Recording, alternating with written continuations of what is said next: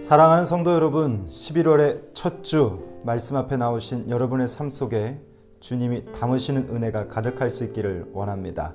오늘 말씀은 역대하 2장입니다.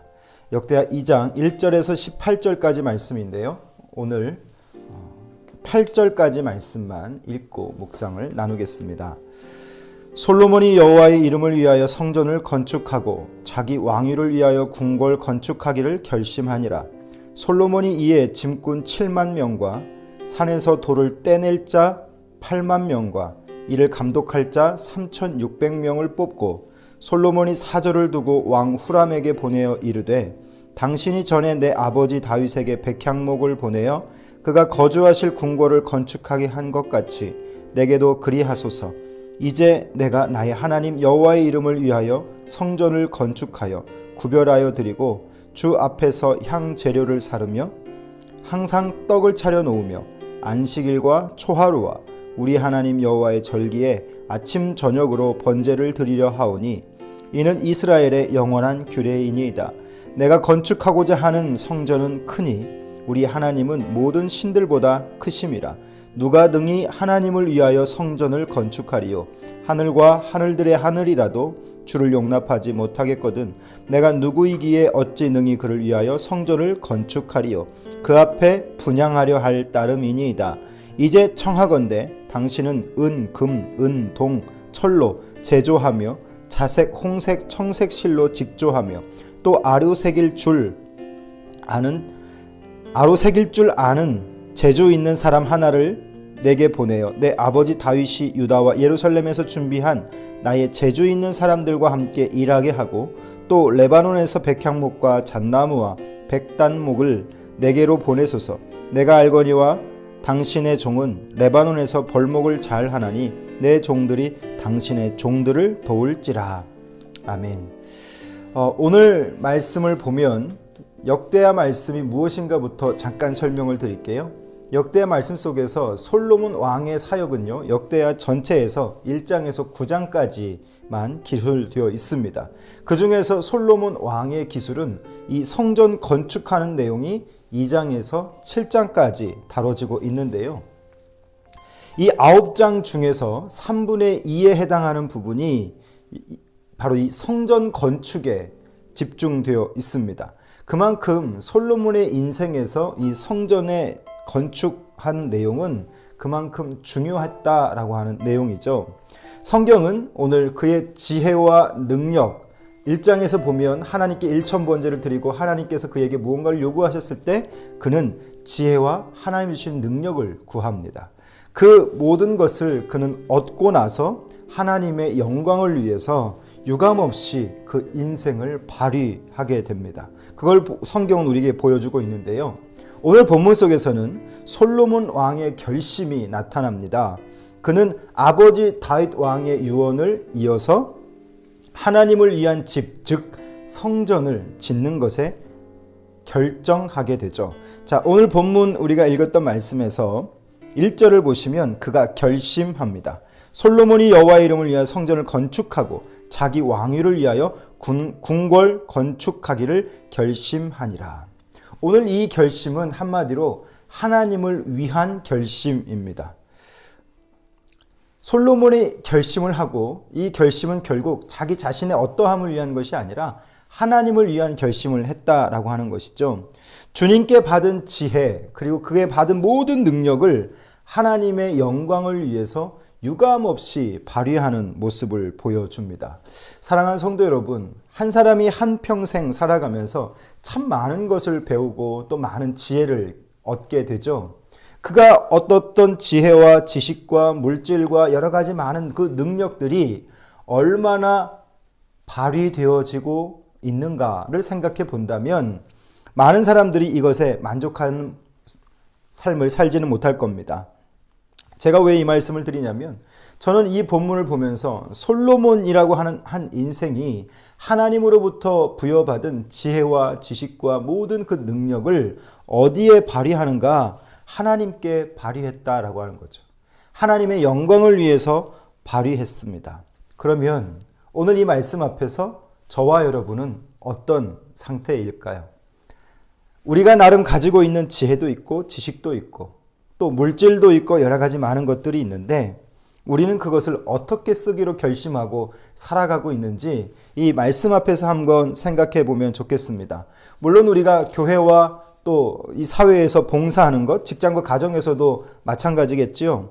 하나님의 영광을 위해서 우리 자신의 어떠함이 아닌 오직 그분만을 위해서 나는 지금 어떻게 나의 모든 것들을 사용해 가고 있는가. 결국 하나님이 우리에게 주신 것들인데 오늘 우리는 그 사용의 방식이 나로 말미암아서 나에게서 끝나는 것인가 아니면 나를 통해 하나님의 영광이 나타나도록 살아가고 있는가 결심할 수 있는 이 시간이 되었으면 좋겠습니다. 6절 말씀을 보면 6절에 또 이런 말씀이 있죠. 누가 능히 하나님을 위하여 성전을 건축하리요 하늘과 하늘들의 하늘이라도 주를 용납하지 못하겠거든 이라고 말씀합니다. 내가 누구기에 이 일을 감당할 수 있겠는가 상당히 겸손하게 말하죠.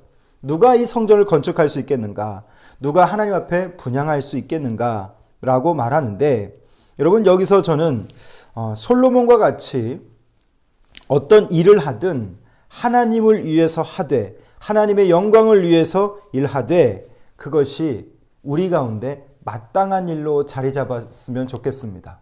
우리는 지금 세속화된 세상 속에서 세속화된 그런 신앙적 삶을 살고 있는데요. 중요한 건 세속화가 되어지면 되어질수록 우리는 하나님 앞에서 드리기를 힘쓰지 않습니다. 헌신하지도 않습니다. 나의 만족대로 나를 위한 삶으로 그렇게 살아가게 되는 것이죠. 오늘 말씀은 우리에게 그것을 지적해 주고 있는 것 같습니다. 지금 내가 하는 일은 과연 누구를 위한 일인가? 여러분 한번 고민해 보는 이 시간이 되었으면 좋겠습니다.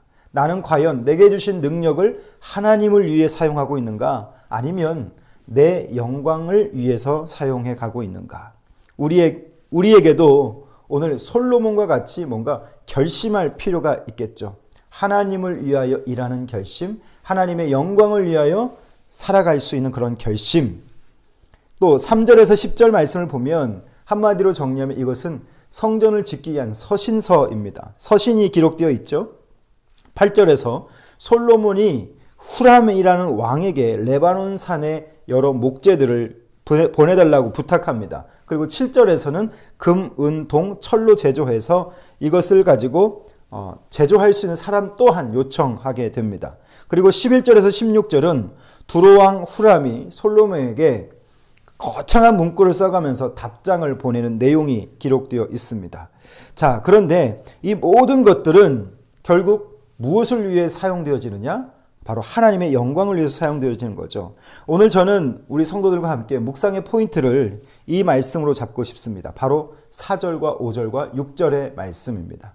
이제 내가 나의 하나님 여호와의 이름을 위하여 성전을 건축하며 구별하여 드리고 주 앞에서 향 재료를 사르며 항상 떡을 차려 놓으며 안식일과 초하루와 우리 하나님 여호와의 절기에 아침 저녁으로 번제를 드리려 하오니 이는 이스라엘의 영원한 규례니이다. 여러분 솔로몬이 성전을 건축한 이유는 바로 하나님께 좀 더 진정한 예배를 드리기 위해서 이 성전을 짓는다라고 하는 거죠. 하나님을 위해 또 온전한 예배를 위해 또 그 처소를 마련하고 싶었던 솔로몬의 열망을 우리는 볼 수 있습니다. 그리고 또 한 가지 제가 여러분과 묵상으로 나누고 싶은 말씀이 있는데요. 17절 말씀입니다. 17절 말씀에 보면 솔로몬이 인구를 조사합니다. 그 인구를 조사하되 이방인들에 대한 인구를 조사하죠. 그 당시에 순혈주의 아닙니까? 그런데 그들 안에 들어와 있는 그 이방인들을 계수하고 그들을 받아들이고 그들과 함께 하나의 목적을 향해서 그들이 뭔가 관용을 베풀고 또 하나가 되는 과정이 기록되어 있는데 이런 것을 프랑스어로는 똘레랑스라고 하죠. 이 말이 뭐냐면 나와 타인의 차이를 없애고 그 사이에 너그러운 마음을 갖는 것, 이것을 똘레랑스라고 합니다. 여러분 이게 쉽지 않죠. 제가 왜 이 부분에서 또 멈추게 됐냐면 밑줄을 그었냐면 교회 공동체, 오늘날과 같은 우리의 시점 속에서 공동체는 한 사람에 의해서 지어지는 것이 아니라 함께 지어져 가는 것이죠. 2020년 우리의 표처럼 말이죠. 나와 다른 자들이 참 많이 있습니다. 그들과 함께 우리는 하나의 목적, 마치 솔로몬 시대의 성전 건축을 위해서 이방인들이 다 계수되어지고 그들과 함께 힘을 합쳐서 그들을 관용하면서 성전을 이뤄가는 그 과정, 우리는 지금 그 과정 속에 있는 것이죠. 그래서 나와 다른 자들이 함께 품어질 수 있는, 그 다름이 인정될 수 있는, 그리고 관용이 허락될 수 있는 공간이 저는 교회 공동체가 되어야 할 줄 믿습니다. 그리고 우리의 사회가 그렇게 되어야 할 줄 믿습니다. 나와 다른 사람들의 자리를 우리 가운데 마련해 두는 것, 이것이 바로 관용일 겁니다. 내 마음에 저 사람은 달라라고 했을 때 내 마음에 그 사람을 위한 자리는 없는 거죠. 하지만 오늘 솔로몬이 성전 건축이라고 하는 대의명분을 위해서 그 이방인들과 함께 하나가 되어서 그 과정을 진행해 가는 것처럼 오늘 우리도 성전으로 지어져 가는데 문제는 내 안에 그 관용의 자리가 있는가라고 하는 겁니다. 오늘 솔로몬은요, 본문에서 그들의 역할을 정해주게 됩니다. 그리고 그들과 함께 더불어서 그 마음도 관계를 하나로 만들어가면서 그 자리를 마련해가는 여유로운 참 그릇이 큰 모습을 보여주고 있죠. 그 여유에서 그 다른 자들에 대한 이해와 관심과 수용, 그 톨레랑스가 형성이 되어지는 것. 사랑하는 성도 여러분, 우리 시대 교회는 바로 저와 여러분입니다. 또 우리가 함께 있는 공동체입니다. 함께 지어져 가야 하는데 함께 지어져 가지 못하는 것은 다른 자들이 내 안에 들어올 자리가 없는 것이고, 그런 우리를 발견했을 때 우리는 함께 그들을 관용할 수 있는 그런 마음이 있어야 할 줄 압니다.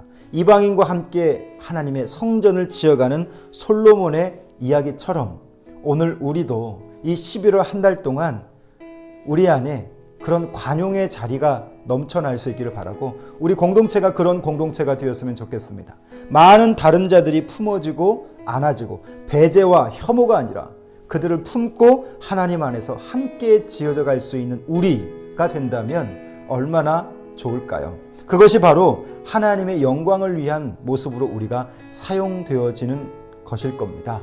오늘 한날도 여러분의 마음의 자리, 그곳에 많은 자들을 품을 수 있는 자들 될 수 있기를 바라고, 하나님께서 우리에게 주신 그 많은 것들이 있어요. 그 많은 것들을 과연 나는 어떤 목적으로 사용해 가고 있는가, 그리고 하나님을 위해서, 하나님의 영광을 위해서 결심할 수 있는 한날이 될 수 있기를 바랍니다. 기도하겠습니다. 살아계신 우리 아버지 하나님, 오늘도 우리가 주의 말씀에 서며 그 말씀 속에서 교훈하여 주시니 감사합니다. 솔로몬은 그 지혜와 지식의 모든 풍요를 경험하고 하나님의 영광을 위해 사용하였는데, 오늘 우리는 어떤 모습으로 주님께서 주신 나의 그 무엇들을 사용해 가고 있는지요. 나를 위해서만 사용하지 않게 하시고 내 가족을 위해서만 사용하지 않게 하시며 주를 위해 기꺼이 사용할 수 있는 은혜를 허락하여 주시기를 원합니다. 하나님의 영광을 위한 삶 살 수 있도록 도와주시고, 솔로몬과 같은 그 결심 오늘 우리 안에 나타날 수 있도록 도와주십시오. 이방인들을 품으며 그들을 관용하며 하나님의 성전을 함께 지어져가는 이들의 모습을 바라보면서 오늘 내 안에 타인을 위한 자리가 없음을 봅니다. 하나님, 그들을 품을 수 있는 마음도 주시고 관용하게 하셔서 하나님, 우리의 사회 속에서 또 우리 공동체 속에서 배제와 혐오가 아니라 하나님, 그들을 사랑하고 품는 마음으로, 관용하는 마음으로 살아갈 수 있는 결심할 수 있도록 인도해 주십시오. 오늘 하루도 주님께 의탁합니다. 예수님 이름으로 기도합니다. 아멘. 사랑하는 성도 여러분, 오늘 묵상 가운데 여러분 톨레랑스 기억하시고, 여러분의 모든 것들이 하나님의 영광을 위해서, 또 내 안에 타인을 위한 자리가 마련되고 또 누군가를 그렇게 품을 수 있는 관용이 살아있는, 그것이 결심될 수 있는 하루 될 수 있기를 소원합니다. 오늘 하루도 행복하십시오.